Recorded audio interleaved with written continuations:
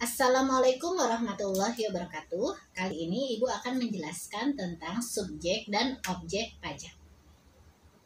Subjek pajak. Pengertian subjek pajak adalah orang atau badan yang melakukan kegiatan usaha dan atau yang melakukan tindakan hukum terhadap pihak lain dan atau yang mempunyai harta kekayaan dan penghasilan yang menurut undang-undang peraturan perpajakan berkewajiban melaksanakan kewajiban formil dan material perpajakan. Dan subjek pajak adalah orang atau badan yang memenuhi syarat-syarat subjektif yang bertempat tinggal atau berkedudukan di Indonesia.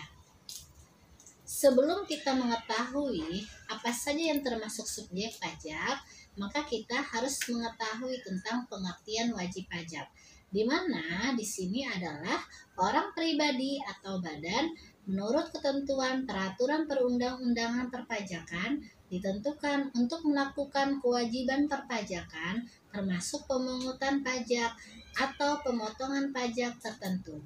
Wajib pajak adalah subjek pajak yang memenuhi syarat-syarat subjektif dan syarat objektif menerima atau memperoleh penghasilan kena pajak.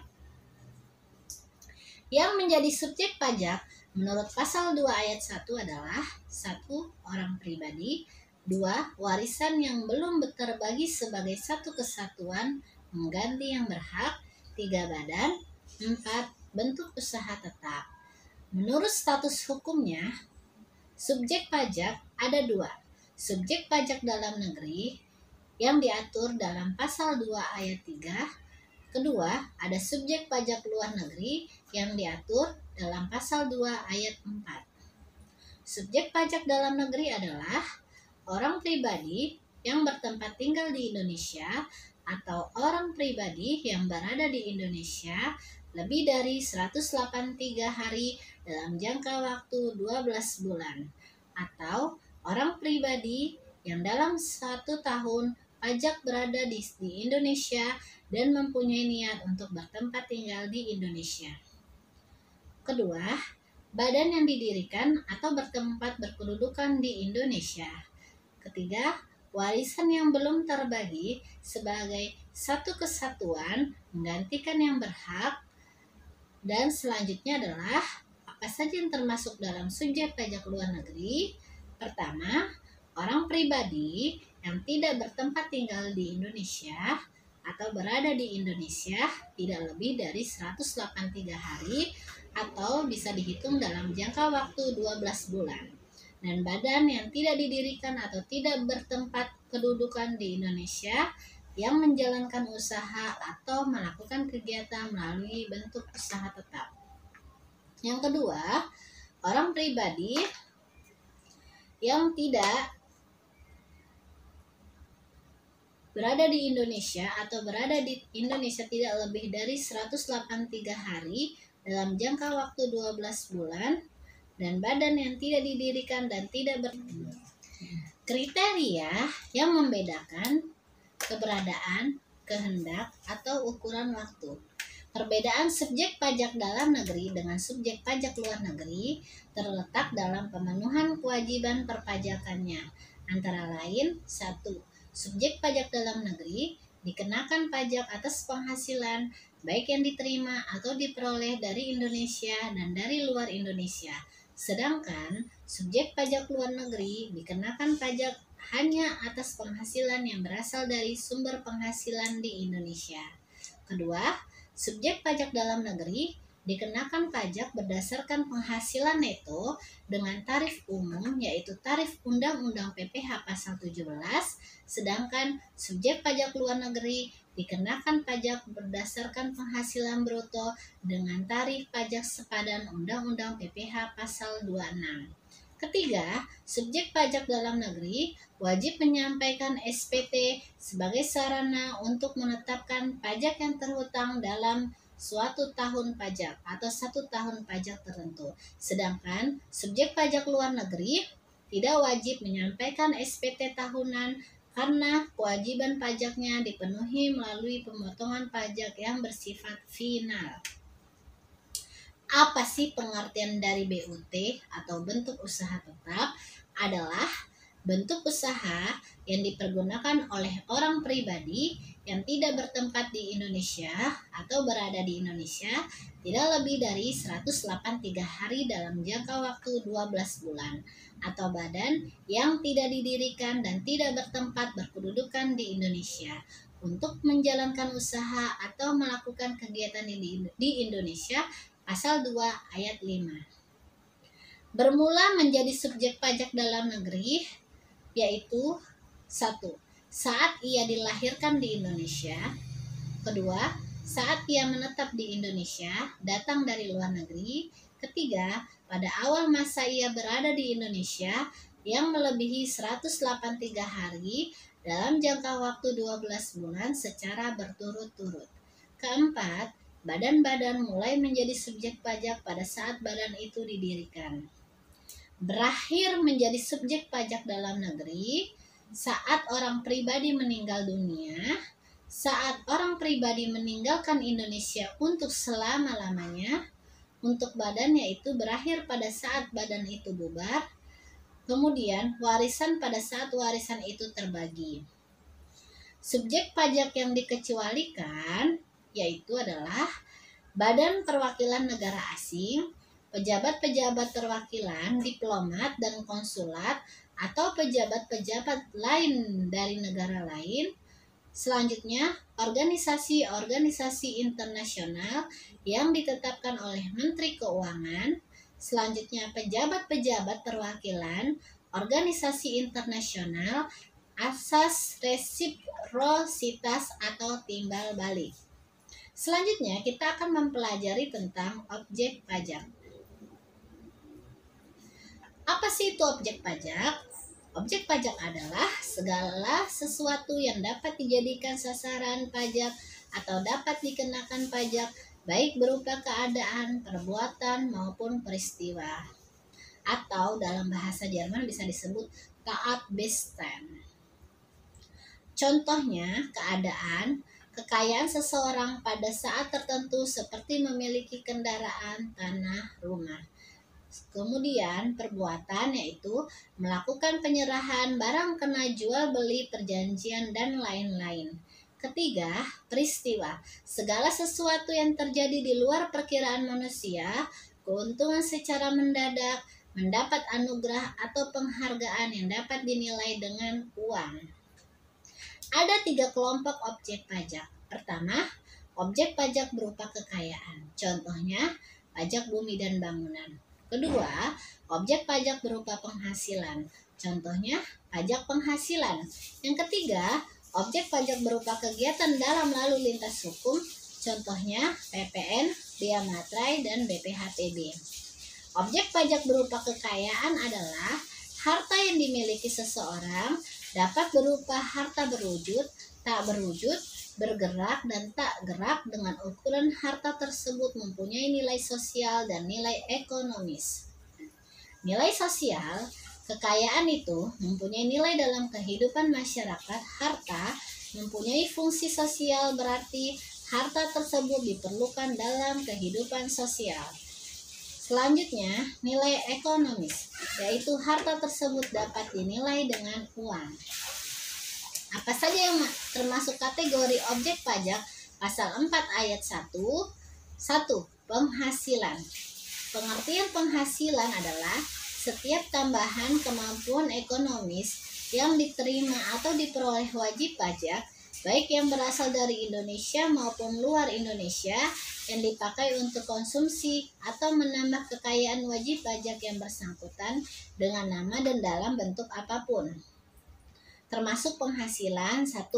Penggantian atau imbalan berkenaan dengan pekerjaan atau jasa yang diterima atau diperoleh, termasuk gaji, upah, tunjangan, honorarium, komisi, bonus, gratifikasi, uang pensiun, atau imbalan dalam bentuk lainnya, kecuali ditentukan lain dalam undang-undang ini.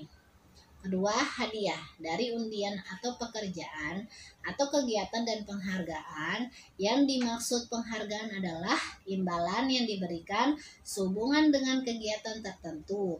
Misalnya, imbalan sehubungan dengan penemuan benda-benda purbakala dan lain-lain. tidak termasuk pengertian hadiah dan penghargaan.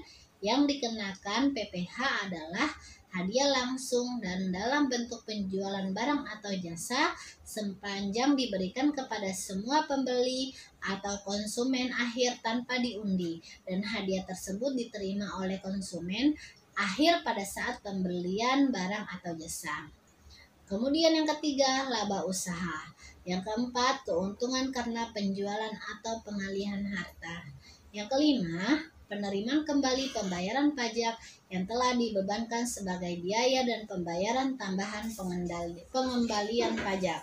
Keenam, bunga termasuk premium, diskonto, dan imbalan karena jaminan pengembalian utang. 7. Dividen dengan nama dan dalam bentuk apapun, termasuk dividen dari perusahaan asuransi kepada pemegang polis dan pembagian SHU koperasi. Ke-8, royalti. Ke-9, sewa dan penghasilan lain sehubungan dengan penggunaan harta. 10. Penerimaan atau perolehan pembayaran berkala. 11. Keuntungan karena pembebasan utang kecuali saat dengan jumlah tertentu ditetapkan dengan PP nomor 130 tahun 2000 tentang pengecualian sebagai objek atas keuntungan karena pembebasan hutang debitur kecil bagi pihak yang berhutang dianggap sebagai pendapatan, sedangkan bagi pihak yang memiliki piutang dapat dianggap sebagai biaya. Selanjutnya yang ke-12, keuntungan karena selisih kurs mata uang asing. 13, selisih lebih karena penilaian aktiva. 14, premi asuransi.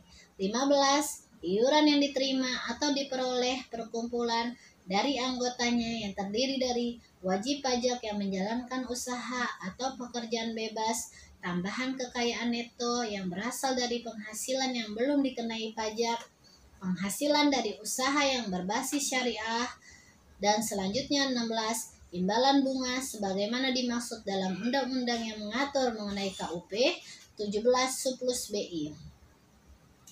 Objek pajak pasal 4 ayat 2. Penghasilan berupa bunga deposito dan tabungan lainnya, bunga deposito, bunga obligasi dan sun, dan bunga simpanan yang dibayarkan oleh koperasi kepada anggota koperasi orang pribadi. Kedua, penghasilan berupa hadiah undian. Ketiga, penghasilan dari transaksi saham dan sekuritas lainnya, transaksi derivatif yang diperdagangkan di bursa, dan transaksi penjualan saham atau pengalihan penyertaan modal pada perusahaan pasangannya yang diterima oleh perusahaan modal Ventura. Selanjutnya, penghasilan dari transaksi pengalihan harta berupa tanah dan atau bangunan, usaha jasa konstruksi, usaha real estate, dan persewaan tanah dan bangunan. Penghasilan tertentu lainnya, uang pesangon, uang tembusan, pensiun yang dibayarkan, dan pensiun pendiriannya telah disahkan oleh Menteri Keuangan, THT, JHT yang dibayarkan sekaligus oleh Badan Penyelenggaraan Pensiun atau Jamsostek. Dapat dikenakan PPh final dengan peraturan pemerintah. Karakteristik PPh final 1. Tidak dapat digabungkan dengan penghasilan yang dikenakan tarif progresif. Kedua, tidak dapat diperhitungkan atau dikreditkan dengan PPh yang terutang atas PKP akhir tahun. Ketiga, biaya pengeluaran untuk mendapatkan, menagih, dan memelihara tidak dapat dikurangkan dalam perhitungan penghasilan kena pajak. Yang termasuk dalam kategori tidak termasuk objek pajak pasal 4 ayat 3, 1. Bantuan atau sumbangan termasuk sumbangan wajib agama yang diakui di Indonesia yang diterima oleh badan atau lembaga yang dibentuk atau disahkan pemerintah dan yang diterima penerima sumbangan agama yang berhak yang ketentuannya diatur dengan peraturan pemerintah PP nomor 18 tahun 2009. Kedua, harta hibahan yang diterima oleh keluarga sedarah dalam garis keturunan lurus 1 derajat, badan keagamaan, badan pendidikan atau badan sosial termasuk yayasan, koperasi atau orang pribadi yang menjalankan usaha mikro dan kecil.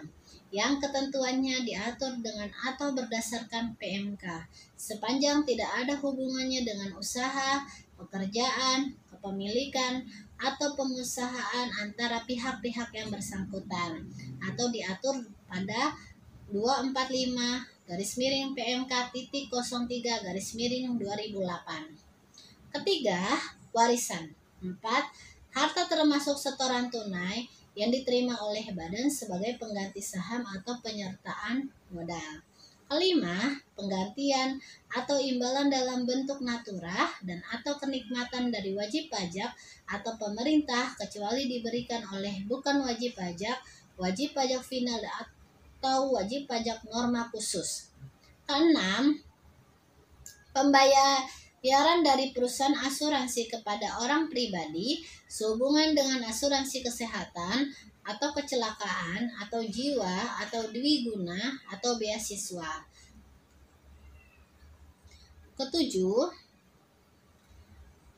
dividen atau bagian laba yang diterima atau diperoleh PT sebagai wajib pajak dalam negeri, koperasi, BUMN atau BUMD dari penyertaan modal pada badan usaha yang didirikan atau bertempat tinggal di Indonesia dengan syarat dividen berasal dari cadangan laba yang ditahan, dan bagi PT atau BUMN atau BUMD kepemilikan badan yang memberikan dividen paling rendah 25% dari jumlah modal yang disetor. 8. Iuran yang diterima atau diperoleh dana pensiun yang pendiriannya telah disahkan oleh Menteri Keuangan dalam bidang-bidang tertentu ditetapkan dengan KMK. 9. Bagian laba yang diterima atau diperoleh anggota dari perseroan komanditir yang modalnya tidak terbagi atas saham-saham, persekutuan, perkumpulan, firma, dan kongsi. Untuk kepentingan pengenaan pajak, badan-badan sebagaimana disebut dalam ketentuan ini yang merupakan himpunan para anggotanya dikenakan pajak sebagai satu kesatuan, yaitu pada tingkat badan tertentu. Oleh karena itu, bagian laba yang diterima anggotanya bukan lagi merupakan objek pajak. Ke-10, penghasilan yang diterima atau diperoleh perusahaan modal ventura berupa bagian laba dari badan pasangan usaha yang didirikan atau yang dijalankan di Indonesia dengan syarat badan pasangan usaha merupakan perusahaan kecil, menengah, atau yang menjalankan kegiatan dalam sektor-sektor usaha yang ditetapkan oleh keputusan Menteri Keuangan dan sahamnya tidak diperdagangkan di Bursa Efek Indonesia. Ke-11, beasiswa yang memenuhi syarat tertentu yang ketentuannya diatur lebih lanjut dengan atau berdasarkan peraturan Menteri Keuangan 246 garis miring PMK titik 03 garis miring 2008. Ke-12, sisa lebih yang diterima atau diperoleh badan atau lembaga nirlaba yang bergerak dalam bidang pendidikan dan atau bidang penelitian dan pengembangan yang telah terdaftar pada instansi yang membidanginya yang ditanamkan kembali dalam bentuk sarana dan prasarana kegiatan pendidikan dan atau penelitian dan pengembangan dalam jangka waktu paling lama 4 tahun sejak diperolehnya sisa lebih tersebut, yang ketentuannya diatur lebih lanjut dengan berdasarkan PMK. 13. Bantuan atau santunan yang dibayarkan oleh Badan Penyelenggaraan Jaminan Sosial kepada wajib pajak tertentu, yang ketentuannya diatur lebih lanjut dengan atau berdasarkan Peraturan Menteri Keuangan Nomor 247 PMK titik 03 garis miring 2008. Terima kasih. Demikian tentang subjek pajak dan objek pajak.